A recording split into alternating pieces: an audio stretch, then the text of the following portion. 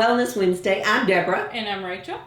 And today we have Mr. Steve Matlock with us from the Magnolia. We're actually at the Magnolia today, so just kind of want to visit with him and about this facility, kind of changing things up a little bit. We like to do that. Steve, I don't even probably have to introduce you. Everybody knows you. So, but anyway, it's Steve Matlock. So, Steve, how long have you been in this type of industry?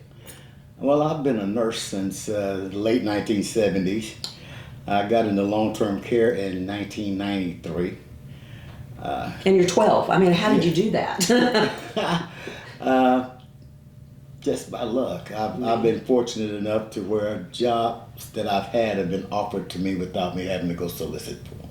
Yeah, that's always a good reputation to have. Yeah. Now, I know something about you that, so I know you collect sewing machines.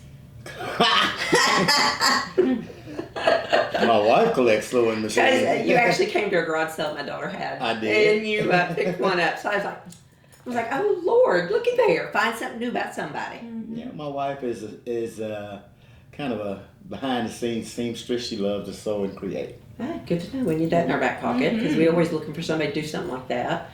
But we are at the Magnolia. You came to the Magnolia when? In February this year. Took on a good challenge and it's growing. It is. I'm actually real proud of where we are. I thought I was going to have a challenge, but it's actually not as difficult as I thought it was going to be. The community is brightening up. Texarkana is opening up to what we have to offer, and I think what we have to offer is a really good product. It's a beautiful building. Beautiful. So you actually have a memory care unit here in the building? Yes, we do. Memory care is kind of my specialty. I opened up the first certified Alzheimer's facility in Texarkana in 1996 at Pine Haven. And we were successful for 2 years without a deficiency, and I was then headhunted to go to Cornerstone, where I worked there for almost 17 years, and I helped open up the first freestanding Alzheimer's unit, which is Bunch Woodview, and my entire time there we were deficiency free. And from there I went to Arkansas Nursing and Rehab, where we also had a memory care unit, and our memory care unit stayed deficiency free. We had very few tags as a facility over there, but it was overall a great facility. And I have a passion for Alzheimer's patients, and I have a passion for people in long-term care. You have to have a heart for this industry to work. So when you say memory care, kind of explain, because not everybody knows or understands what that means. So when you come to a memory care unit, there's always this perception that we are going to take somebody who has a mental defect, such as a loss of memory, a stroke, or whatever natural order that you stop functioning like you should, and they think that we're just going to house them in an Alzheimer's jail. No. And that's not what we do. What we do here is we do a background on that person. We try to make sure that we know what their life was like prior to coming here. We sit down and we develop a care plan to make sure that that person is getting the benefits of all the things that we have to offer. We have our nurse-patient ratio at 1 to 10, which is outstanding. And we have an activity director that does one-on-one for those who like to self-isolate, but we have enough active activities throughout our building to keep our entire building active at any given time. The advantages of the Magnolia is that although we have a secure unit separate from the assisted living, our entire building is secure. Yes. So even if you have mild forms of Alzheimer's or mild forms of memory loss or mild forms of dementia, which fall under that big umbrella, you can stay almost anywhere inside of our building and you will get the exact same care no matter which side of the door you're on. That's awesome. That is awesome. And you're great location. It's kind of nestled in a good little wooded area here in Texarkana. I like the fact that we're kind of set back. Yeah. We're set off the highway. It's quiet. We're actually really close to both hospitals, and fortunate for us, just less than 300 yards away, they just opened up a new ER for St. Michael's. I saw that. That's so awesome. We have quick access to that. We have quick access to grocery stores and products that we need, pharmacies that we need, and our location is very easy to get to. We're not in the center of town, but we are a wooded area in the middle of the city. I bet y'all have deer back here somewhere because it looks like you would. We used to until they took all the woods away. Yeah. I just feel like that's a lot of woods, right? We're actually looking out a window, so. Yeah. But so with this, kind of, do you have different size rooms, or are they all the same, or they're different? So at this facility, we are able to offer not only a full private suite with a roll-in bath and a shower that you can sit inside, but we also have double suites. And the suites that we have are large enough to where if you should decide you want the entire suite, then you could have a side that you keep your bed on and a side that you can watch TV and set up a couch on. Okay. There are also our semi-private rooms, and our prices are negotiable. All depends upon what you're looking for an assisted living. The advantages that we have is that we have an owner who understands the challenges of today's income, so that we are allowed to say, hey, we can meet you where you are if we need to be. And I That's can awesome. vouch for that. That's awesome. Just through retreat, we've had, I think, 3 patients that we've sent over to the Magnolia, and the Magnolia bent over backwards to help and work with us, trying to get them in. We've moved people out of long-term care that weren't thriving, that needed more independence, and we got to watch him thrive He and did. do well. And but a question I get asked a lot, even this weekend, somebody called me this weekend. When people are dealing with dementia, they normally don't have any experience with dementia until we're in the middle of it. Right. Like when we're trying to navigate and figure things out. And the one thing that this person asked me this weekend is, how do I know it's time to move them out of their home? So I tell caregivers this, is that when it becomes to the point where you can no longer sleep or rest, you're actually past the time. So if you find yourself having to give up more and more of your identity just to take care of that person, it's time. More often than not, family members tend to want to keep them at home, not for the sake of that person, but for their own sake, because they feel guilty about sending mom or brother or sister or husband, because they have this sense that they're supposed to care for them for the rest of their lives. I do strongly believe in caring for the caregiver. If you cannot take care of this person and now you're so tired that you can't take care of them, then you're not benefiting them, and you're keeping them home for yourself. The average lifespan of an Alzheimer's patient is anywhere from 10 to 15 years. The average span of a single caregiver is 5 years. And that's what we preach in hospice too a lot is, unfortunately, one of the things that we see is the caregiver sometimes decline quicker than who we have on service. So it's very important. That's part of, on our program, offering respites to those people. But I always, like one conversation I had last week, somebody was telling me that they've had to take the battery cables off of their father's car. Yeah. And then he ended up calling the police because they wouldn't give him the keys. So he asked, do you think I should go ahead and look for placement? Yeah, I think we're there. But it's hard when, you're navigating and, like you said, dealing with the guilt of it, of really knowing when is time. And I hate to see people wait until somebody has gotten out and they're, having to make sure that doors are extra locked and you have alarms and things like that, because by that point, we've already started burnout most of the time with the caregiver. But so a typical day, you said you have a lot of activities. So a typical day here at Magnolia, as with any long-term care facility, and we are assisted living, which puts us in the same vein as long-term care. We get our patients up. We have a meal in our dining room. The good thing about one of the very best things about our building is that our cooks can cook. So if you go there, you're going to get a fresh, hot cooked meal. You're going to get you're not going to get something that looked like the McDonald's biscuit egg that looked like it came out of a can and everything. Our meals are designed to be healthy for a senior adult. They're based on a 2,000 calorie 88 diet. We make sure that they get a variety of foods every day. So in that morning time, you're typically going to get them up. They're going to be fully dressed out. Around 9 or 10, that's when the activities start. Michaela will usually go one-on-one in the morning time for those who are unable to get out and participate in full group activities. And then she'll try to go one-on-one with those whose attention span is less than that would go on a normal group activity. So she has planned activities throughout the week. That may include prayer. We have live musicians that come out, and there's 2 gentlemen that come out. One that sings completely a cappella that will make the hair stand up on your arm. Wow. He's so good.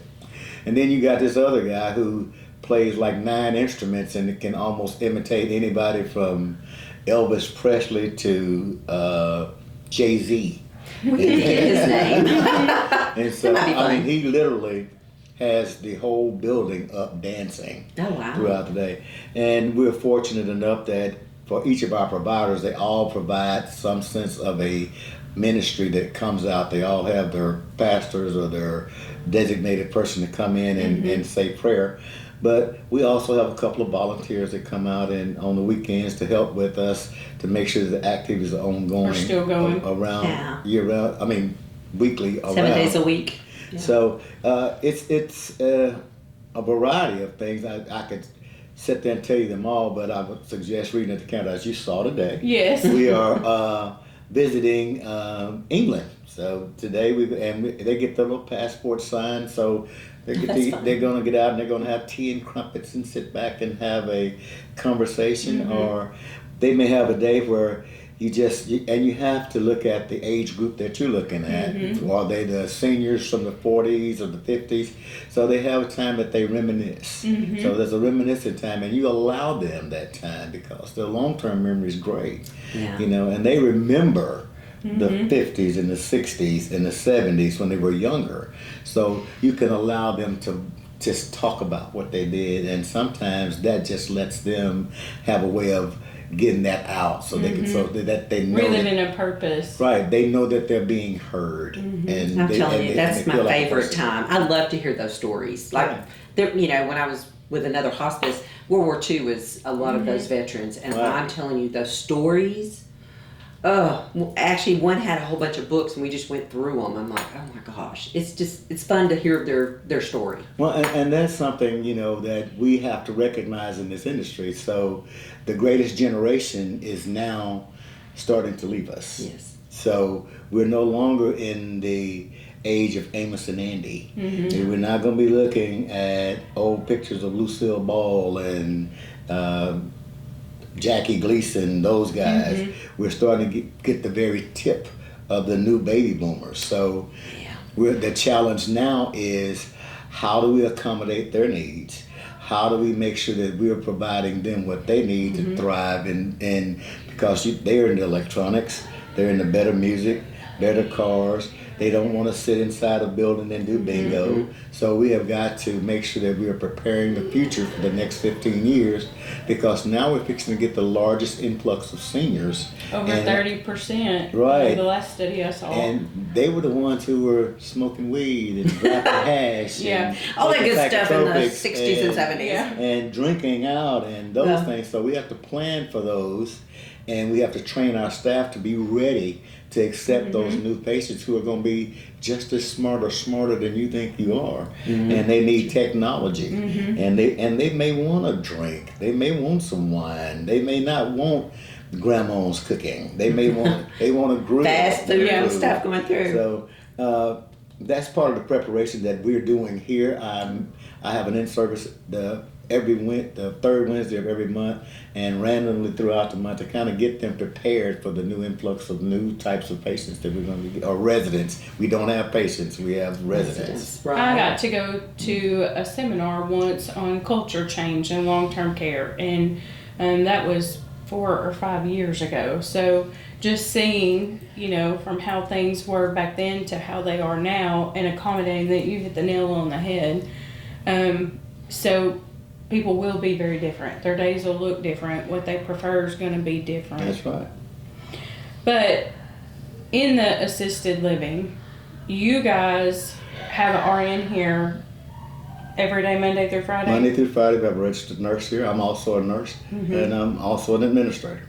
So with the Magnolia, is it an aging in place facility? We are Okay. allowed to age in place. We are a large Class B. Okay, that always makes a huge difference to me, because just in my mindset, if I was going to have to place my loved one in a long-term care building, already moving them into a building and getting them used to a different home environment and what home is going to look like, it just feels to me, if we are removing them from what they're used to and placing them in a new environment, it should only be fair that we get to live out our days in that environment. But with a lot of assisted livings, once we get to a certain point, then they have to look for long-term care. So that is a huge difference when people are looking at assisted living versus nursing home.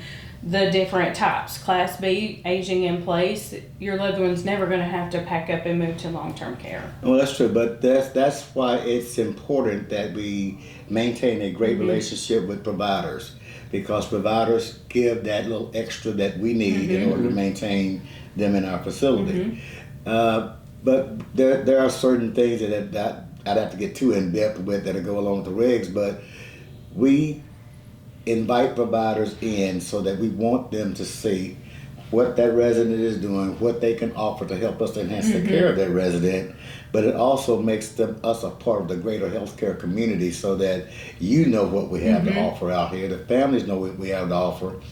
It adds to our care because not only are they adding additional components like nurse aides and additional RNs and additional LVNs coming in, we have that extra little bump that comes along the way that gives them the best care that they need, and more often than not, they get better care here than they would in a long-term care facility. And therapy, if somebody needs therapy, home health can come in and do therapy in the building with them. We have providers to do that as well.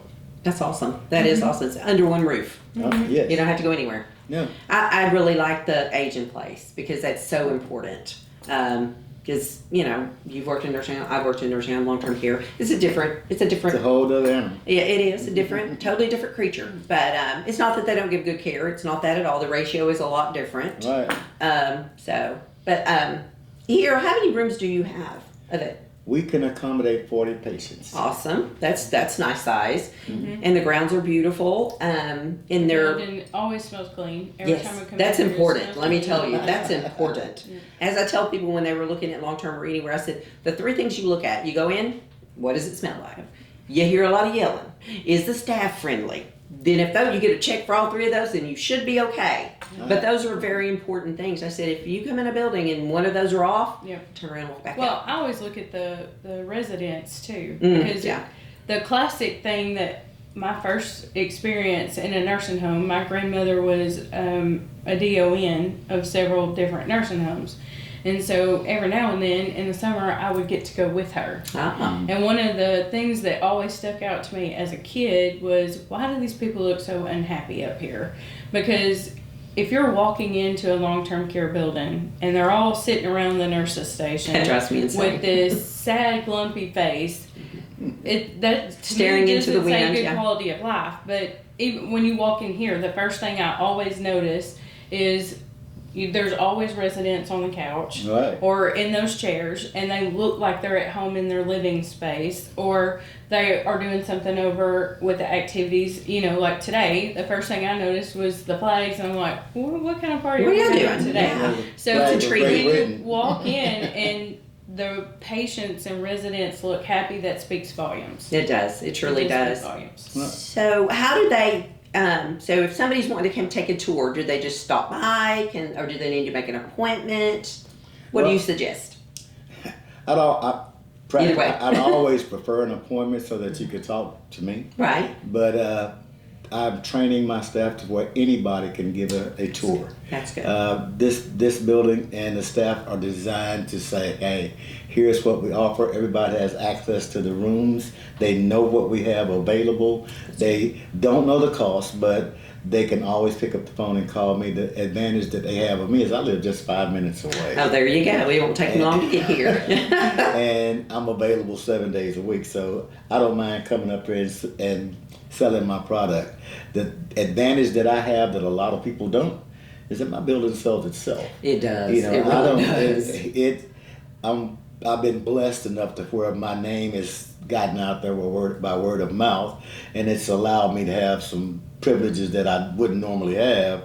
But I want people to come in. I want them to walk off the streets. I want you to be able to walk in here any time of the day and see exactly what you saw today, because we don't stage anything. No. You know, I don't want somebody to say, oh, that looks like they just got, no. I want you to come in here 24 hours a day, a certain time of day, but I want you to be able to come here and say, hey, I don't have an odor. I see this. I smell healthy food. I see professional people. They greet you with a smile. Yes. The residents look happy. They do. The administrator is going to come out. I'm going to be accommodating. I'm going to be polite. I have the same expectation of the people that work with me and for me. There you go. There you go. Yeah.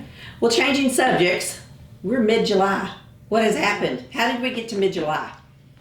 It's hotter than blue blazes. I'll just put it that way outside. The humidity is so thick you could cut it with a knife. And it's halfway to Christmas. We are 6 months. We're less than Crazy. 6 months. Half the year. It's like a blink. But the thing is, we were looking at our calendars the other day. And I'm like, oh Lord, we've already started to October. I'm like, wow, how is that possible? Well, what's weird is that we're past all of the eating holidays. Oh no, Steve, I eat it every day. Opportunity. You gotta wait to the Debbie Christmas Yeah, cake just come wait. out. Like, we are getting. She stashes them and hides We are them. heading into my prime season. Oh Lord, she has. How many boxes did you have last year? I Stashed. still have. I just kept Christmas going, you don't trees. need We any have more. Christmas We'd trees. go somewhere, she'd buy more. I'm like, you don't need any more. You're good. She likes them. I'm not a big sweet eater. You're with the wrong two people then. I'm kind of a steak and potatoes guy. I like that too. Look, I like it all, so that's my problem. But I am just about barbecued out. Or it is. Oh, I am. I'm Yeah, 100% so barbecued out. I'm grilled out. So It is, yeah. what's the next holiday we got? Labor Day or something? Yeah, like that'll be the that? last of the. Hopefully that's the last barbecue we have Yep. for a while, and then you get into the sweet season. It's Halloween then. You got to bring out all the skeletons, and then you got to go into Thanksgiving, and there's Christmas. All right, so you're in the sweet season all the way up until March, and then it's the barbecue Then we start season. over again. But it's just this year to me has gone by fast. I don't know why, but it seems like it's gone by fast. Well, it's been, for me. It's been a good year. It's been It's been, I ain't gonna say difficult. Challenging, maybe. It's been a challenging year, but it's been a fun challenge. Yeah. It's made me have to alter my way of thinking. It's made me have to That's good. take command of things that I normally would have just let go, and now I can see the difference that it makes. This year's given me a different understanding of people That's good. Yes. That's good. that I didn't enjoy before. There you go. There you go. See, Yeah. we can change when we get to a certain age. Yeah. Choose excellence in healthcare. Choose Retreat Healthcare Services.